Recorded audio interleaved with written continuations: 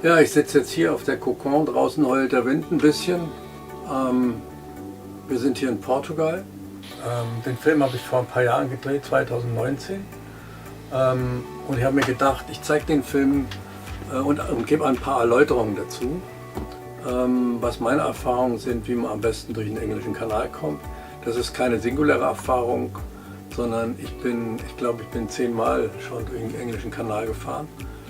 Und die Strecke runter nach Spanien, Portugal auch einige Male. Und habe von daher, glaube ich, einiges an Erfahrung sammeln können. Und die wollte ich in diesem Film auch ein bisschen einbringen. Ja? Deshalb habe ich an einigen Stellen Kommentare eingebaut oder ein bisschen Erläuterung eingebaut, was meine Gedanken dazu sind. Zu der Strecke über die Ostsee will ich nicht viel sagen, da passiert ja nicht viel, da fährt man halt. Ich bin von Kröslin gefahren bis nach Cuxhaven, habe mir eine Woche Zeit genommen dafür. Das hat auch hingehauen. Aber gut, da gibt es eigentlich nichts zu sagen. Das ist eine ganz normale Tour über die Ostsee und dann durch den Nordostseekanal. Das ist der erste Teil und danach geht es dann in die Nordsee und durch den englischen Kanal und über die Biskaya bis nach A Coruña, bis nach Spanien. So, dann legen wir mal los mit dem Film. Wie gesagt, Start in Kröslin. Es ist Samstag früh 7 Uhr und ich bin jetzt fertig zum Ablegen. Ende Juni mache ich mich auf den Weg auf die 2100 Seemeilen lange Strecke von der Ostsee bis nach Portugal oder besser gesagt von Kröslin bis nach Portimao in der Algarve. Adieu, nach vielen Jahren. Marina Kröslin. Schöne Marina.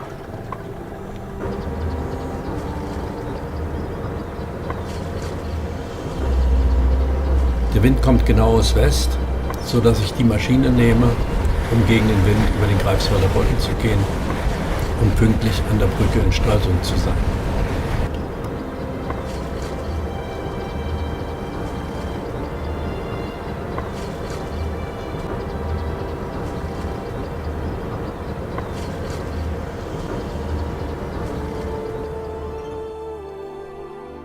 Also der Plan ist folgender. Zunächst ist der Wind aus Südwest für die nächsten 2 Tage. Da wollen wir so weit wie möglich fahren, am besten bis ins Smalandsfahrwasser. Dann kommt er ganz stark aus West, da warten wir ab im Smalandsfahrwasser und letztendlich dreht er auf Nordwest, dann können wir runterfahren bis nach Kiel. So ist der Plan. Jetzt kommen aber Siggi und Katrin so spät an in Stralsund, dass wir an dem Tag nicht mehr besonders weit fahren können, sondern nur bis Barhöft, sodass wir erst am nächsten Tag weiterfahren können nach Stube-Köbing und da erwischt uns voll der Westwind.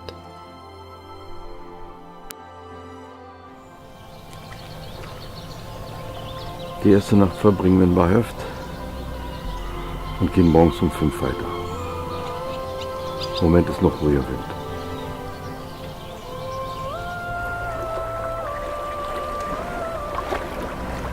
Es ist jetzt morgens 7:30 Uhr. Um 5 Uhr sind wir rausgefahren aus dem Hafen Barhöft und wir fahren jetzt mit leichtem südlichen Wind rüber nach Dänemark Richtung Grönsund. In Stube-Köbing bleiben wir wegen des starken Windes 2 Tage und erst am Mittwoch geht es weiter durchs Smalandsfahrwasser und den großen Belt hinunter bis nach Bagenkop. Normalerweise ist Bagenkop ziemlich voll, aber jetzt ist es wegen des starken Windes kaum belegt.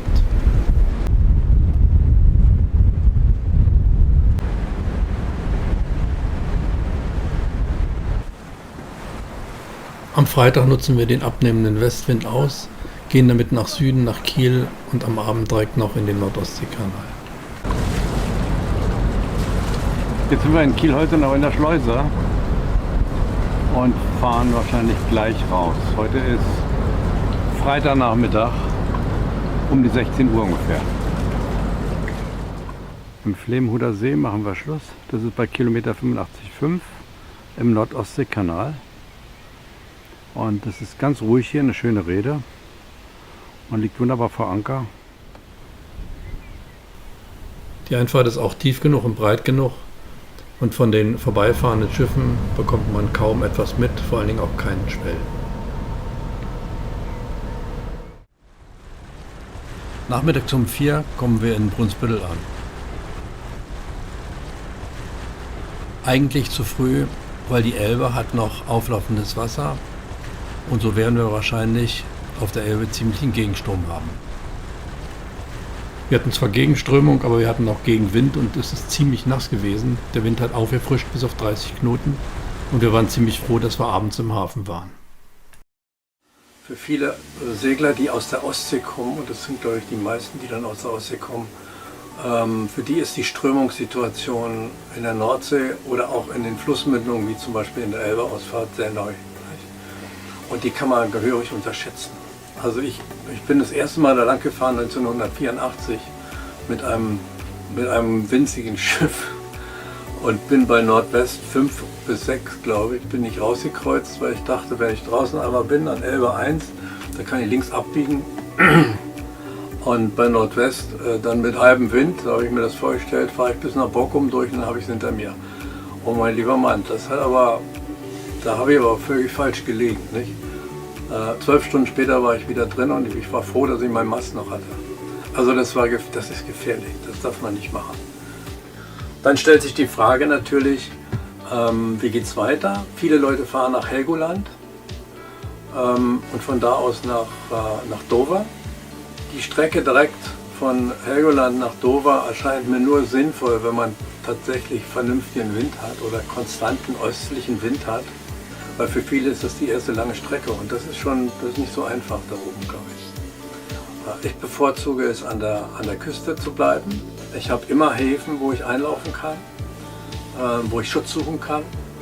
Ich habe immer die Möglichkeit, auch bei aufkommendem Starkwind auf alle Fälle Borkum anzulaufen oder auch Den Helder anzulaufen, beziehungsweise Texel.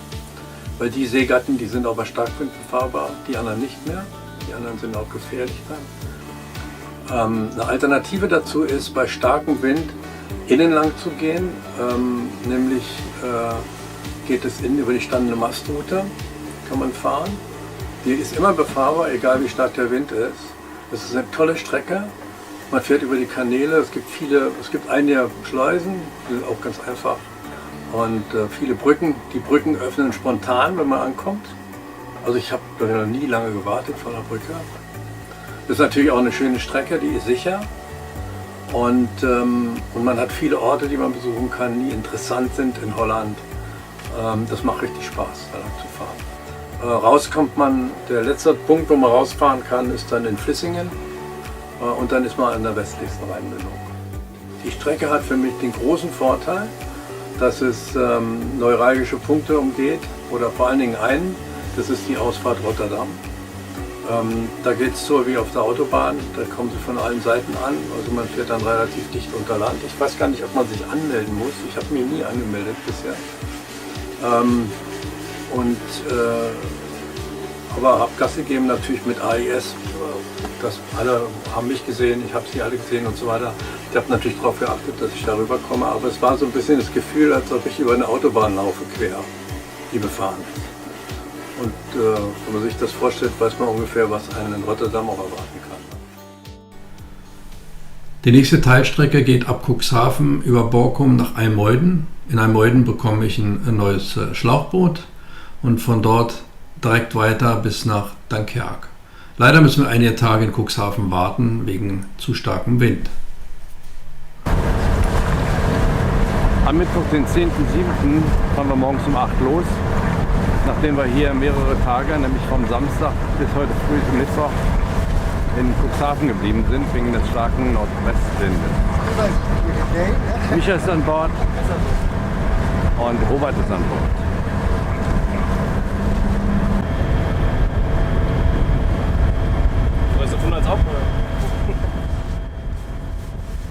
Der Nordwestwind hat zwar stark abgenommen, aber im Laufe des Tages dreht er auf West und wir können eigentlich nur einige Meilen segeln, ansonsten motoren wir und deshalb brechen wir auch den Versuch ab, weiterzugehen bis nach Holland und bleiben in Borkum, legen uns dort an den kommerziellen Anleger.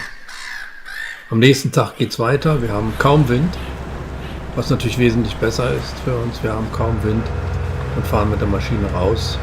Diesmal sind vor allen Dingen auch die Wellen weg.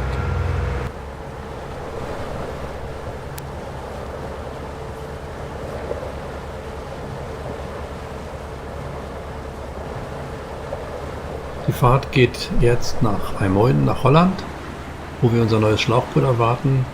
Das kommt am Montag, wird es geliefert. Und auf der Fahrt dahin probieren wir jetzt nochmal den neuen Wassermacher aus. Von Borkum weg haben wir endlich mal richtig schön ruhiges Segeln. Der Wind ist auf Nord-Nordost. Somit fahren wir mit raumem Wind. Und es ist richtig klasse. Macht Spaß. Ganz ruhig, 4,5 Knoten. Perfekt. Nachdem wir ein ganzes Wochenende gewartet haben in IJmuiden, kommt das Schlauchboot am Montagnachmittag an. Wir verstauen es hinten an den Davids und fahren noch am Nachmittag los, denn wir wollen weiter bis nach Frankreich.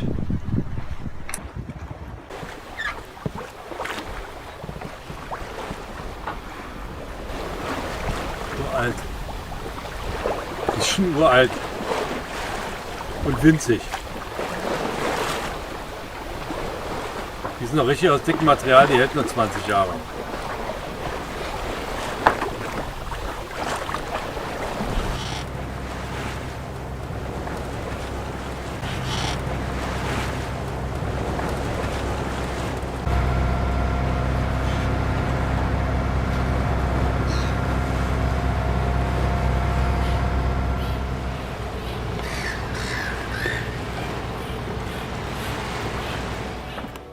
Wenn man jetzt in Calais ist oder auch in Dunkerque, finde ich eigentlich besser, in Dunkerque ist, die erste französische Stadt, wenn man aus der östlichen Richtung kommt, dann kann man sich ja natürlich entscheiden, ob man über England geht oder über Frankreich geht. Ich bin bisher immer über Frankreich gegangen, aus verschiedenen Gründen.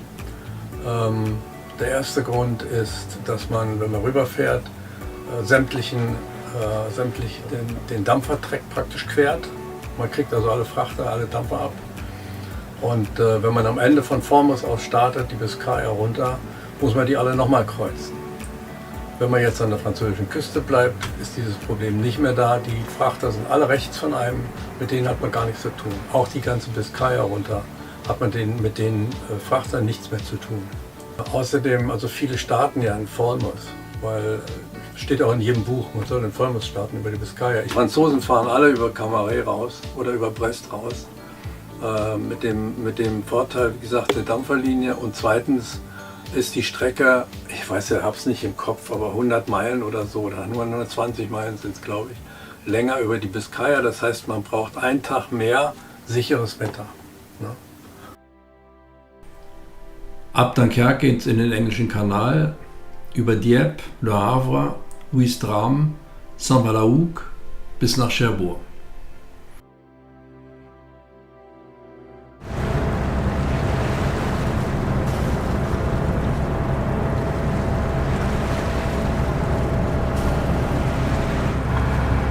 Uhr ist verdammt früh. Ja. Und das ist mir richtig schwer gefallen, heute Morgen aufzustehen. Um 4:30. So ein Blödsinn eigentlich. Oder mit einer Strecke machen. Endlich haben wir die Nordsee hinter uns und wir fahren in den englischen Kanal entlang der französischen Küste. Wir bleiben nur eine Nacht in Dunkerque und legen früh ab in Richtung Dieppe mit der Hoffnung, bis nach Le Havre zu kommen.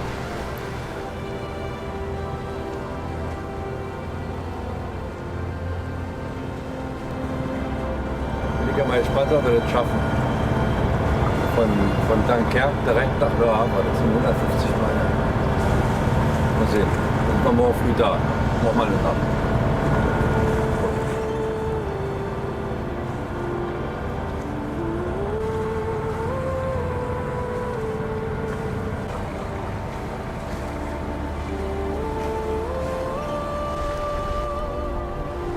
Am Kap Grisnez haben wir sehr viel Glück. Das ist normalerweise relativ berüchtigt. Wir haben nur sehr schwachen Wind, die Strömung ist mit uns und so kommen wir ganz schnell ums Kap Grisnez ohne irgendwelche Probleme herum.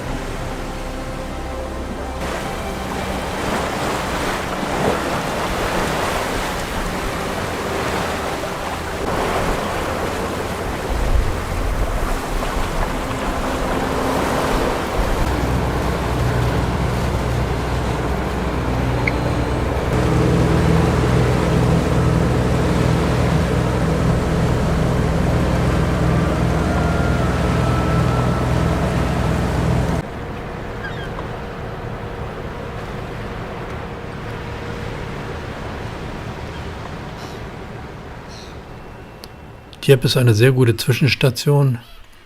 Es hat zwar sehr hohe Tide und der Hafen hat kaum Komfort, aber man kann dort sehr gut essen und das haben wir natürlich auch genossen.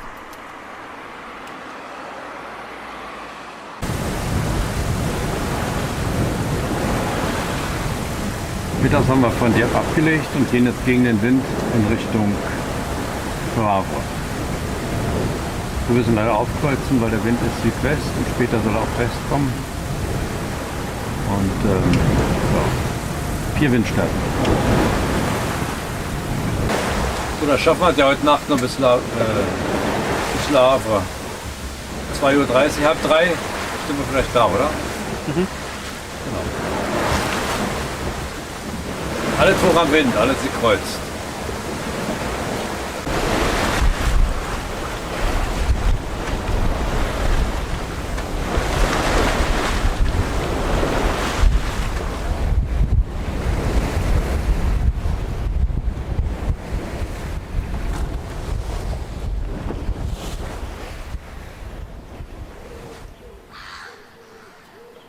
Wir kommen mitten in der Nacht an, machen hinter der Yacht Tara fest. Die Tara hieß früher mal Seamaster und gehörte Sir Peter Blake, der Anfang der 90er Jahre im Amazonas-Delta umgebracht wurde von Piraten.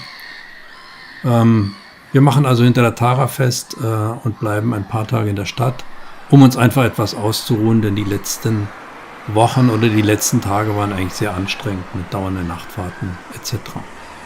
Am nächsten Tag legen wir dann ab und fahren rüber nach Ouistreham.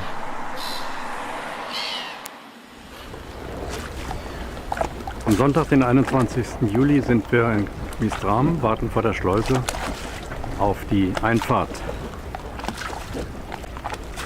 Schleuse ist schon auf, einige Schiffe kommen raus, danach können wir rein.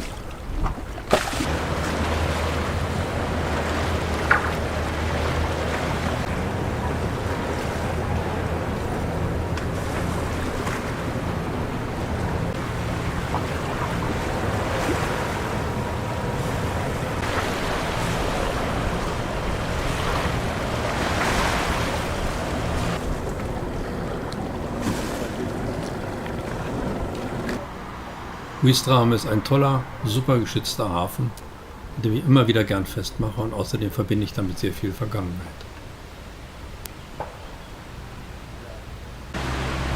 Am nächsten Tag machen wir eine Fahrradtour entlang der Küste Richtung Westen, wo die ganzen kleinen Dörfer sind, die am Ufer mit ihren Villen stehen. Wunderschön. Luxembourg, wo wir jetzt hier sind, da war ich sehr lange und sehr oft und bin oft am Strand entlang gegangen, beziehungsweise habe beim Bäcker eingekauft und so.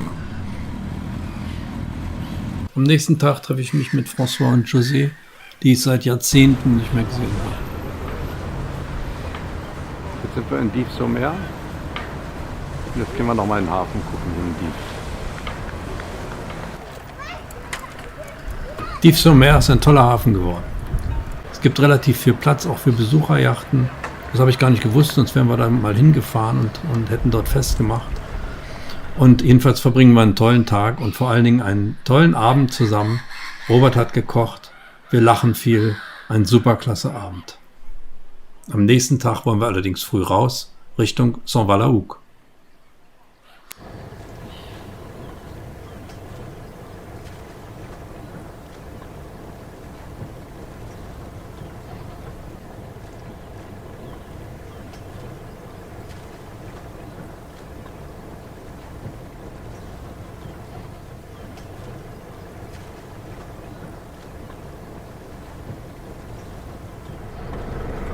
Schön früh war es, um 6 Uhr morgens.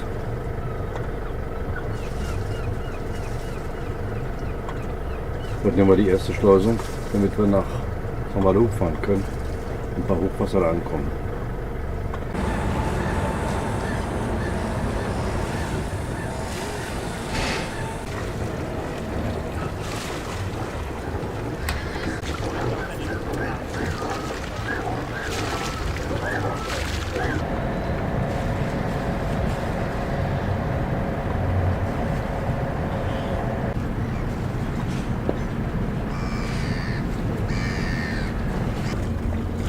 Einige schlafen auch am Waiting Point hier vor Ouistreham.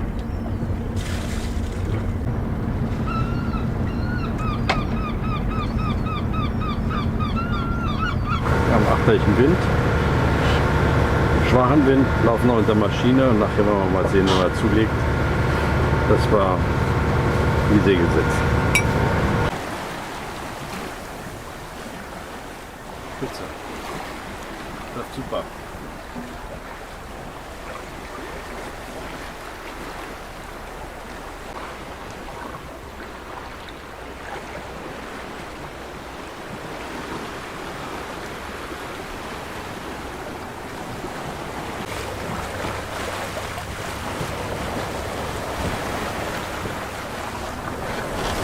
Jetzt sind wir bei den Îles Saint-Marcouf, kurz vor Saint-Valahouc. Bei bestem Wetter kommen wir jetzt hier in Saint-Valahouc an. Ein Land soll es angeblich bis 40 Grad haben. Hier bei uns auf See ist es noch um die 30. Schöner Wind, war klasse.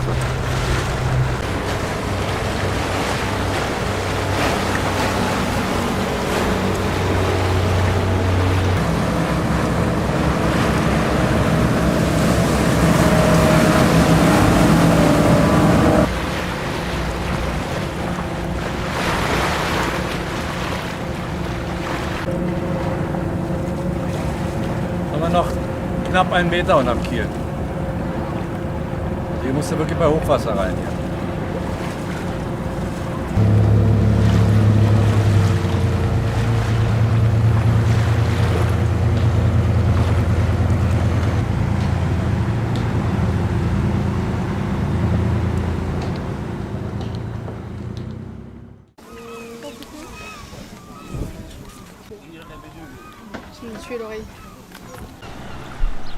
Saint-Valahouc ist eine super hübsche Stadt, in der es übrigens nicht nur Meeresfrüchte gibt, sondern auch hervorragende Törtchen, Kaffee und so weiter. Haben wir uns gut verdient.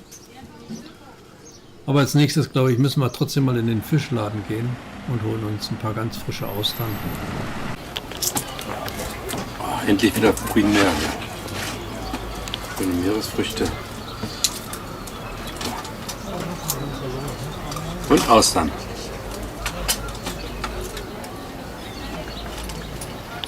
Austern gibt es auch. Schön mit Zitrone.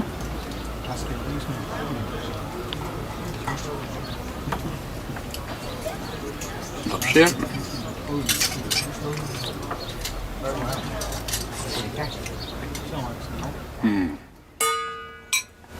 Perfekt.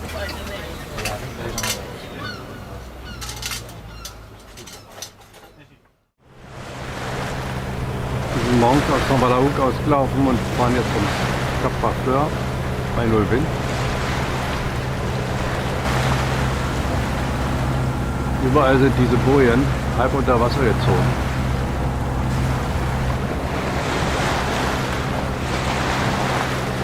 Cap Barfleur.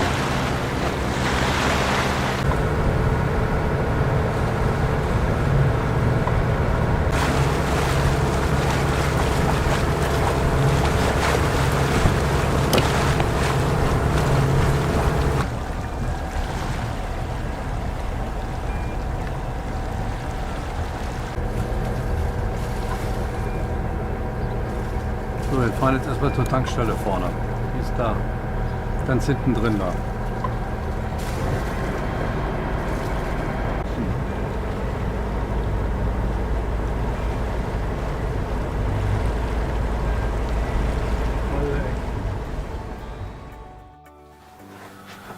Wenn man jetzt bis nach Cherbourg gekommen ist, dann hat man eine ganze Ecke hinter sich. Die Ecke um Cherbourg, da muss man darauf achten, dass da wahnsinnig viele Fischer ihr Rundgeschirr oder was es ist ausgelegt haben. Und die sind markiert, die sind nicht mit Bojen und Fahnen markiert, sondern es sind so Kugeln, die schwimmen im Wasser. Und durch die starke Strömung werden die manchmal unter Wasser gedrückt. Und da darf man auf keinen Fall drüber laufen. Ne? Also wenn man die in die Schraube kriegt, hat man wirklich ein Problem. Man kann dann nur tagsüber fahren eigentlich. Und man muss permanent Ausschau halten. Wenn man jetzt in Cherbourg angekommen ist, ist die nächste Strecke, die man dann fährt, oder die Entscheidung, die man treffen muss, ist, geht es durch das Alderney Race nach unten Richtung Guernsey oder vielleicht erst nach Alderney, dann nach Guernsey und dann weiter in die Bretagne, oder geht man oben lang. Und das hängt also ganz entscheidend vom Wetter ab.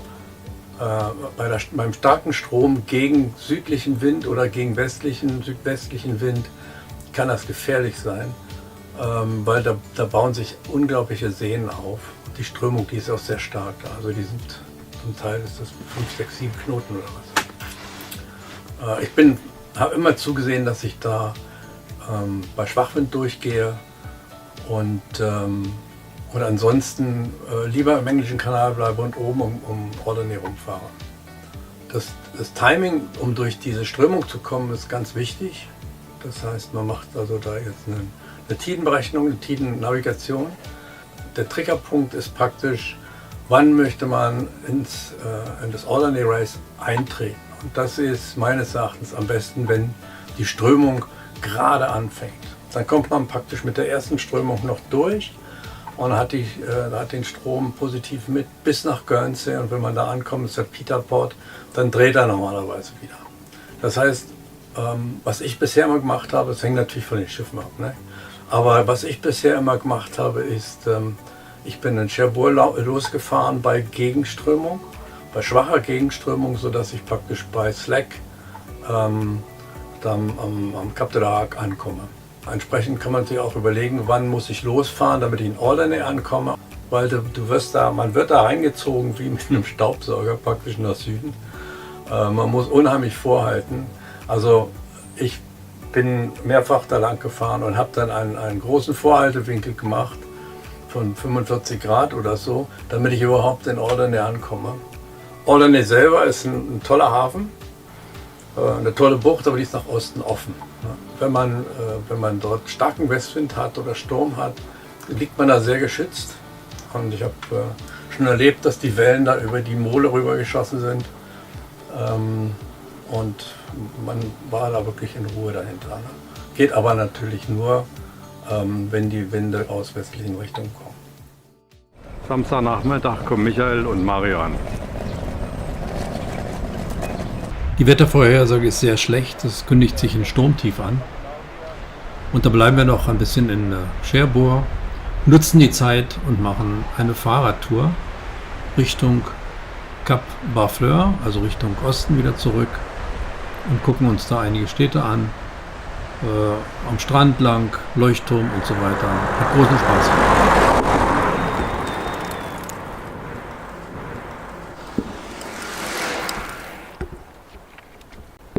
Oh, das ist anstrengend.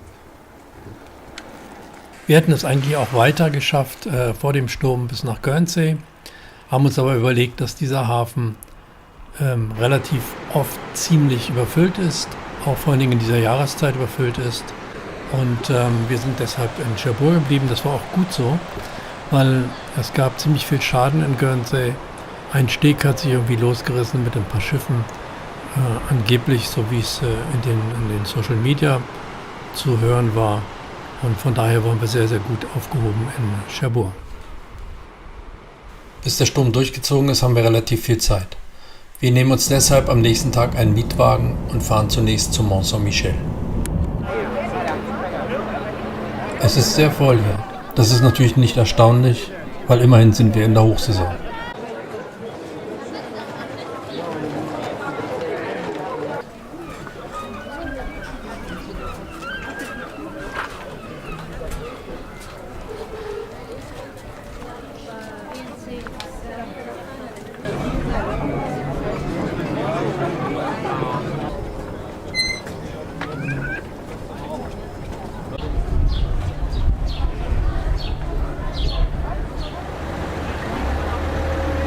Später fahren wir weiter in die kleine und sehr hübsche Stadt Dinan am Fluss Larence.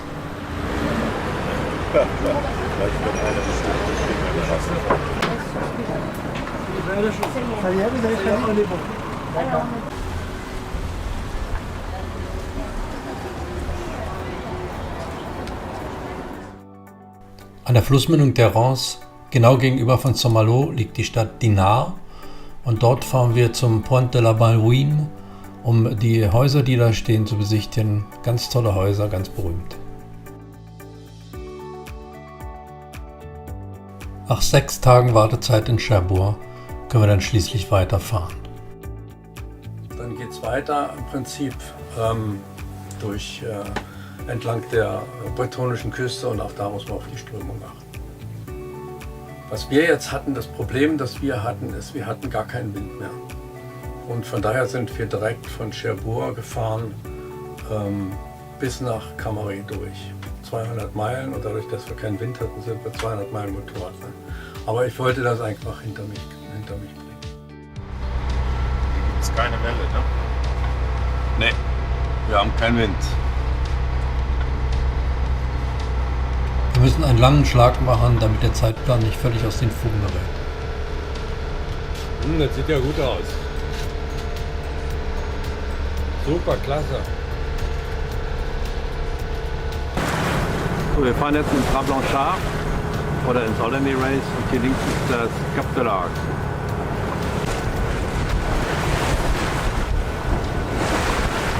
Inzwischen haben wir Segel gesetzt, Großsegel, damit es stabilisiert wird. Das ist dein Tee, ne? Ja. Das ist mein.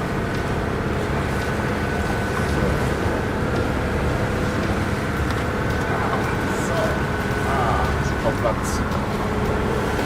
Super Platz. Hast du das Cup da hinten auch mit drauf, Andreas? Ja klar. Ja, super. Wir mussten leider die ganze Strecke motoren. Normalerweise gehen wir nach La Vavrac rein, um die günstige Strömung abzuwarten für den Chenal du Four.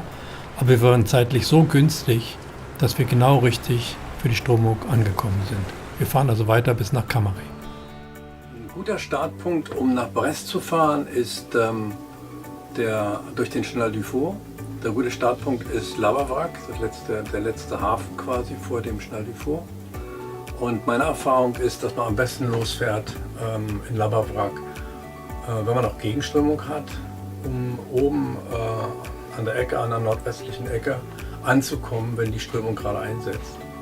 Weil dann zieht einen die Strömung durch den gesamten Chenal du Four runter bis zum Point Saint-Mathieu, wo man wieder links abbiegt nach Brest oder nach Camaret. Und das Timing hat eigentlich immer so funktioniert, dass man, wenn man bei Slack ankommt oder bei gerade einsetzender Strömung oben an der Nordwestecke von Frankreich ankommt, dass man dann am Point Saint-Mathieu, wo man links abbiegt nach Brest, die Strömung sich auch wieder dreht und einen regelrecht reinschiebt. Also dann ist die Ebbströmung geht dann über in die Flutströmung, also in die Flut. Die Ebbe geht dann über in die Flut und die Strömung, die schiebt einen nach Camaret oder nach Brest. Das ist ein gutes Timing.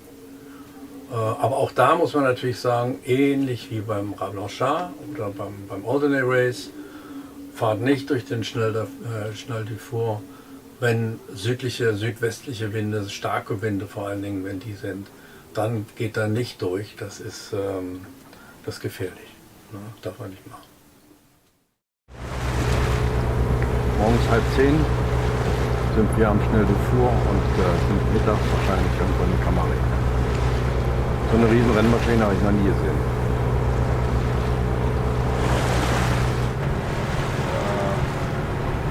Noch rein.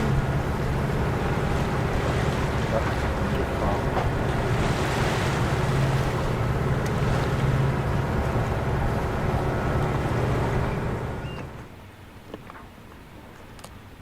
In Camaret ist wirklich ein schöner Ankerplatz. Kann man sich wunderbar ausruhen.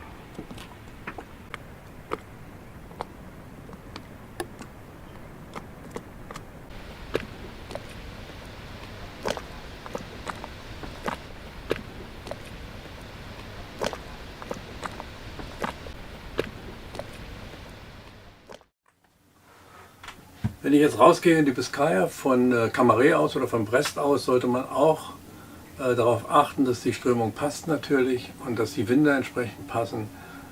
Gut, in die Biskaya geht man sowieso nur, wenn man vernünftigen Wind hat. Und ein guter Zeitpunkt, das Timing ist im Prinzip so, dass man im Ratzin, das ist da unten dieser Leuchtturm oder die Passage zwischen Ile de Saint und dem Festland, wenn man da praktisch bei einsetzender Strömung oder bei Strömung durchgeht, weil die schiebt einen mit 7 Knoten da durch und das ist natürlich toll, da wird man richtig in die Biskaya geschleudert. Ne? Also das ist eine gute Sache, aber auch da muss man aufpassen, dass man nicht gegen den Wind dahin fährt. Normalerweise fahre ich über die Biskaya von Camare, aber es hat sich einfach kein Wind gezeigt und da wir schon so viel unter Maschine gefahren sind, hatte ich keine Lust auch noch über die Biskaya zu motoren, 350 Meilen. Also haben wir uns entschieden, an der bretonischen Küste zu bleiben, dann in die Südbretagne zu fahren und abzuwarten, wo wir den besten Wind finden. Und abzuwarten, dass wir überhaupt Wind finden, würde ich sagen. Und gut, am Ende mussten wir doch motoren. Aber das zeige ich jetzt im Film. Na, los geht's.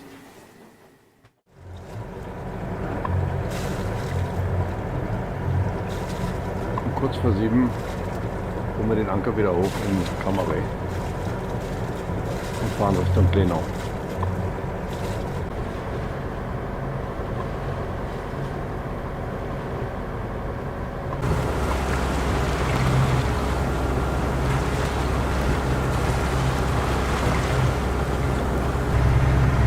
Okay, noch ein bisschen.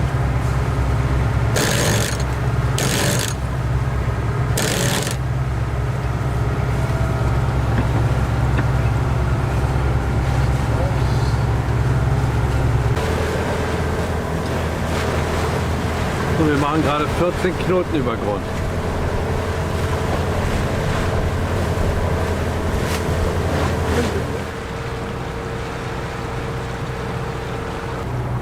Absolute Flaute wieder.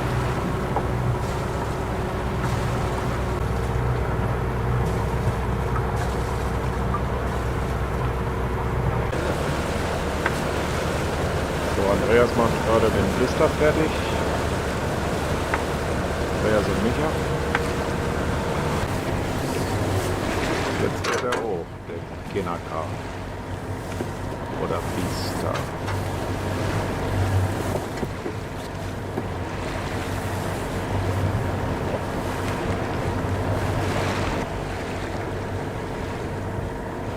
So, jetzt zieht man den Schlauch hoch und dann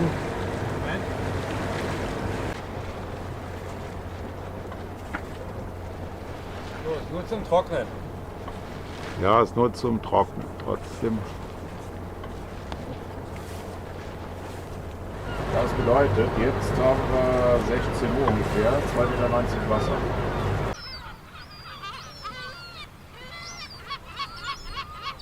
Wir sind auf der Insel Penfret im Archipel de Glenau. Der Ankerplatz ist total voll, aber das ist kein Wunder in der Hochsaison.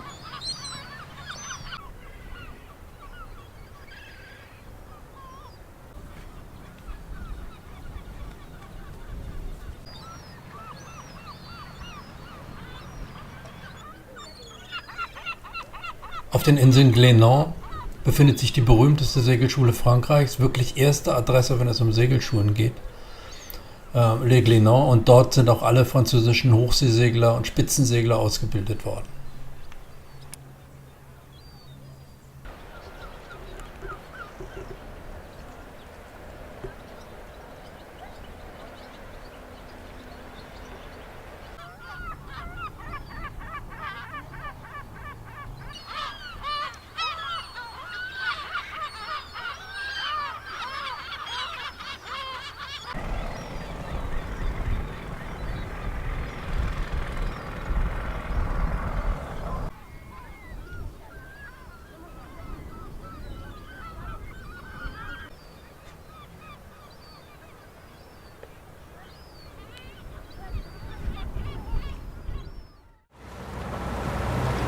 Von den Îles de Glenau weg fahren wir jetzt rüber nach Lorient.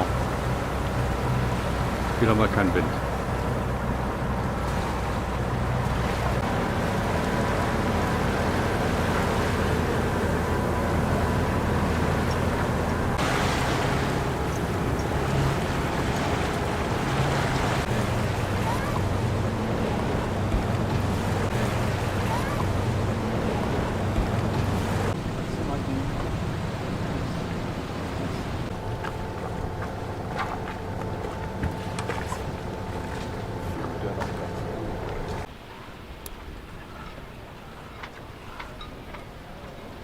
In Lorient bereiten wir uns auf die Überfahrt der Biskaya vor. Und obwohl nur sehr schwacher Wind ist, fahren wir jetzt einfach morgen los, sonst kommen wir da gar nicht mehr rüber. Bevor wir allerdings losfahren, haben wir noch einiges zu tun. Das Beiboot wird vorne an Deck verstaut, hinten die Selbststeueranlage angebaut und das Problem ist das Sturmtief, was sich da ankündigt, was Donnerstag bzw. Freitag genau in der Biskaya ankommt. Wir müssen uns also ziemlich beeilen. Am Montag um 16 Uhr fahren wir von Lorient weg in die Biskaya, die hoffentlich ruhig sein wird.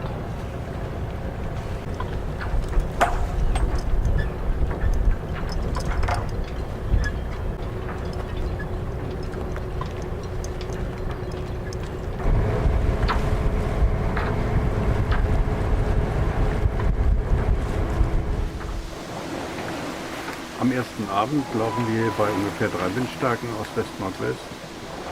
Relativ hoch am Wind. Wir laufen immer so um die 5 Knoten, ein bisschen mehr.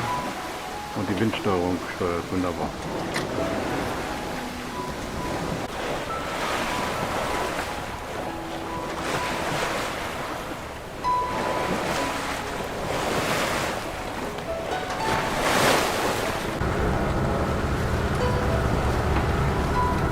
Absolute Flaute hier in der Biskaya.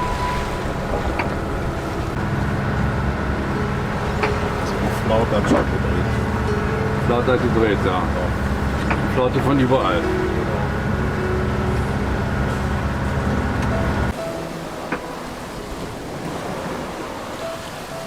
So, wir sind ungefähr 100 Meilen vor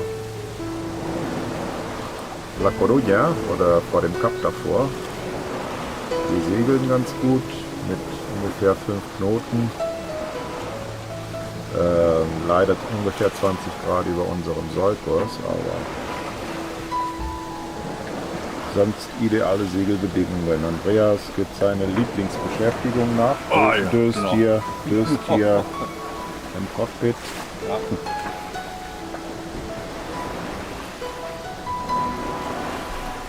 Und ja, sonst Die Selbststeueranlage steuert uns. die Selbststeueranlage funktioniert wunderbar, wie man beobachten kann. Also alles gut. Wir hoffen, dass wir morgen und irgendwann im Laufe des Tages dann La Coruña erreichen werden. Mitten in der Nacht und 30 Meilen vor der Ankunft erwischen uns die ersten Ausläufer des Sturmtiefs und wir sind froh, dass wir morgens in La Coruña ankommen. Ziemlich in der Nähe von der Tankstelle, wo wir hin müssen. Genau. So, wie spät ist jetzt? 8 Uhr, oder? Es ist jetzt 20 vor 8. Das heißt, in 20 Minuten sind wir da. In 20 Minuten sind wir in La Coruña. Und losgefahren sind wir um 16 Uhr vor knapp 3 Tagen. In 2,5 Tagen, ja, genau. Verrückt. Und das Ganze mit viel Diesel und ohne Wind. Viel Diesel, aber nicht mehr im Tank. Auch nicht mehr im Tank. Nee. Scheiße. So, Andreas, jetzt guck doch nicht so grimmig. Hier, mach mal. Ja, so ist gut. Ich suche bloß für die, ich sehe die Tankstelle da vorne. Bist du nicht schon?